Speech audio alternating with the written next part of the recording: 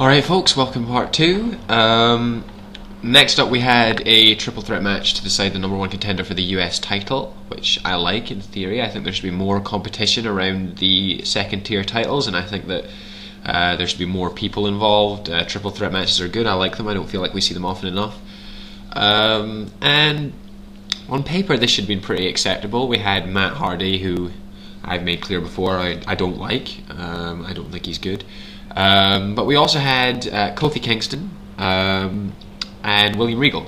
But this match wasn't good. It wasn't good at all. Kofi Kingston for me is someone I can't quite make up my mind about him, because I really want to like him. I want to like him a lot, and I think he's very naturally gifted, very naturally able.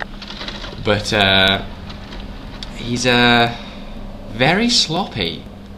Really, really sloppy a lot of the time. He needs a lot of work on his precision. I think everybody's going crazy for him, and I think it's a little too early. I don't think he's ready. I think you could take someone like Evan Bourne, who's got the same kind of skills, who's a lot more refined. I think people are going, mental for Kofi Kingston a little bit too early. He's not ready yet, I don't think. I think he will be great. He just needs to refine it. And I'm worried that he's going to get so overhyped that he's never going to get around to doing that. William Regal, I'm very fond of William Regal. I think he's very, very talented. He always has been. I think he came off the best from this match, in terms of how he was looking. The match wasn't very well structured though, because William Regal's a little older and he's not in the best shape, so it makes more sense for him to stay in the ring and not have to move about too much, just sort of hit offense and sort of stay in the corner when he's not involved. But he was going in and out the ring, and he was struggling, I think, with all the movement.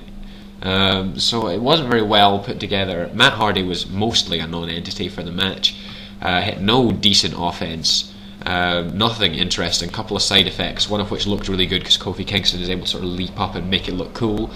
William Regal hit some very, very nice throws. A very, very nice sort of, I think it was like a hammerlock inverted throw. That was really cool, really, really nice. Different offense that you don't see every day. Hit his awesome exploder suplex that he usually hits. Kofi Kingston hit him with the Trouble in Paradise, which beat him on Superstars. But Matt Hardy breaks up the pin, but Kingston hits Hardy with it again. I think it was Hardy that got pinned. It looked to me like Kofi Kingston missed, but who knows. So we'll see Kofi Kingston versus MVP next week on Raw for the US title, which is not that interesting because it's face-face. Could be good, could be not that good. Kingston is kind of hit and miss. Sometimes he'll be great and sometimes he won't be that good. So I'd have rather seen William Regal win, only because I want to see him on television more, and I think that would have been probably more interesting. I'm glad that Matt Hardy didn't win, and I'm glad that this has kind of signalled the end of Matt Hardy's sort of main event style push. They've at least resigned themselves to him being stuck on the mid card, which is at least something. I'd rather they released him, but they're never going to do that. And also I wanted to state that Kofi Kingston in this match hit the worst Russian leg sweep I've ever seen. It was just so bad. How can a Russian leg sweep be hard? Even I could do that. Anyway, moving on, Ric Flair comes out and calls out Randy Orton. He starts saying, last week Randy Orton had his way with me, which, I don't know about anybody else. I know that where I come from, that means something totally different to what Flair meant, and he said it twice. Just bad choice of words. Another illustration of why Flair should not do promo. Orton comes out and, Flair says, don't feel sorry for me, don't feel sorry for me. I don't feel sorry for him. You retired. Stay retired. Go away. You've had your time. Don't ruin it. This is what that movie The Wrestler was all about. Don't ruin it. God. And then this is what made me most angry about this show, because I've been waiting for the best part of a year for Mr. Kennedy to return. I really like Mr. Kennedy. I think Mr. Kennedy is really, really good. I think he should be a main eventer. I think he's got all the charisma in the world, one of the most charismatic superstars they've got, and he's really good in the ring. It's like if John Cena, although I don't particularly like John Cena's stick, I'll give him that he's charismatic on the mic and everything. It's like if John Cena had tons of wrestling ability, and Kennedy appears and reveals himself as the mystery partner and says that he'll soon win the world title, which, could have been good, could have been interesting, but we'll get to that. I'm quite glad it was Kennedy and not Flair. And somebody messaged Callum told me and said that they'd heard it was going to be Shaquille O'Neal So, thank Christ it wasn't that. Jesus, holy God. Next up, we had a match, a mixed tag team match to determine what the stipulation for the Extreme Rules match between Vicky Guerrero and Santina Marella for Miss WrestleMania will be. I don't want to see that. I don't think anybody wants to see that. JR has made it very, very clear that he doesn't want to see that. No! It was Santino Marella and Mickie James against Chavo Guerrero and Beth Phoenix. Santino and Mickie win. Mickie getting the pin on Beth. Beth, I think, is the most cruelly underused female in wrestling right now. She's so good, and she's just not getting the props she deserves. But I like that Mickie James is getting a push. Mickie James is my favourite WWE diva. I think, along with Gail Kim, she's the most able. Gail Kim probably is more able, but I like Mickie. So Cole actually made a pretty good joke here. Cole made a good joke? What? About something about Chavo, I think, bringing home the bacon, keeping in with the Vicky's a pig, which she is. But yes, this match, Extreme Rules, is going to be a hog pen match.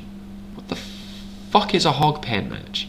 Like, just no. Like, oh, this is going to be hideous. I love Santino Marella. I think the Santina gimmick's quite funny, but this is too far. Too far. Next we had a tag team match. You know, the gimmick at the moment is the Colognes are waiting for Brian Kendrick, to find the partner, you know, the perfect partner. I'm hoping that they do have someone lined up that's good for him to come up with. This week we had Festus, who is getting released soon, surely, who, once the bell rung, refused to cooperate with Brian Kendrick, you know, which at least furthers Brian Kendrick as a heel. Brian Kendrick is so good. I've said this a million times. I'm not going to say it again. This is awful. This is a joke. Goldust and Hornswoggle against the Brian Kendrick and Festus. I'd rather just watch Goldust against the Brian Kendrick. That would actually have been quite entertaining. I think Goldust is quite good. I think he's actually fine. I'd be quite happy to watch Goldust in the ring. He's a lot better than, say, Matt Hardy. So Goldust and Brian Kendrick had a couple of moments of decent offense against each other, but Hornswoggle's just a joke. I wish he'd fuck off. Festus is rubbish. Goldust hits what they called the final cut. It seemed to be like a sort of half suplex, half neck breaker, quite cool, on Kendrick. So Kendrick gets pinned. I wish that Festus had got pinned. That would have made more sense. And then the Colognes, you know, Kendrick's going to attack Festus with a chair when he's in his, his catatonic state. But the Colognes ring the bell and Festus chases Kendrick out the ring. I hope that they actually have someone lined up for Kendrick and they're not just making him a joke, because that would really, really fucking piss me off. And then we had the main event. Batista, John Cena, Jerry Lawler, MVP, and Mr. Kennedy against Randy Orton, The Big Show, The Miz, and Priceless. JR at one point said nobody likes The Miz. I just like to say for the record, I like The Miz. He's getting better. This match was okay, but it made me really angry. So badly booked. It was so obvious, so blindingly obvious that Kennedy had to get the pin in this match. Kennedy has been away for a year. He got quite a good pop when he came back earlier in the show, but this is such a non-entity of a Raw to bring him back on that he has to get the pin. But I thought, oh, they'll give it to Batista because he's #1 contender, or they'll give it to Cena because everybody wants Cena to get the pin because that's the obvious choice. MVP gets the pin in this match? Like, Jerry Lawler aside, he was the last guy that should have got the pin. You know, he's a good worker. I like MVP, but that booking made no sense. It doesn't further MVP. Mr. Kennedy just spent most of the match getting totally dominated. Also, I noticed one of Kennedy's signature moves, the missed roundhouse and the spin kick, is basically Kofi Kingston's finisher, but better and better executed, which I thought was quite funny. Kennedy looked good, but wasn't given that much chance to do anything. But I'm really annoyed because I think he's going to be rendered obscure again. I don't think he'll ever be world champion if they keep booking him like this. It's just so blindingly obvious what should have been done here, and the fact that they didn't do it just highlights how terrible this Raw was. I mean, that wasn't the worst aspect of it, because the whole Stan Kroenke Vince McMahon thing was just appalling, but it upset me. I was very, very angry when I was watching it at the time. I don't know if you agree. Anybody else like Mr. Kennedy? People don't like Mr. Kennedy? I mean, don't get me wrong, I really like MVP and I like him to get pins, just this was the wrong match. The wrong match. So awful. Anyway, that's me done. I hope I haven't missed anything. Please feel free to comment, rate, subscribe, and let me know what you think about Raw. See if you think it was as bad as I thought it was, but I wouldn't be surprised if everyone hated it because it was that awful. Anyway, cheers guys, have a good one.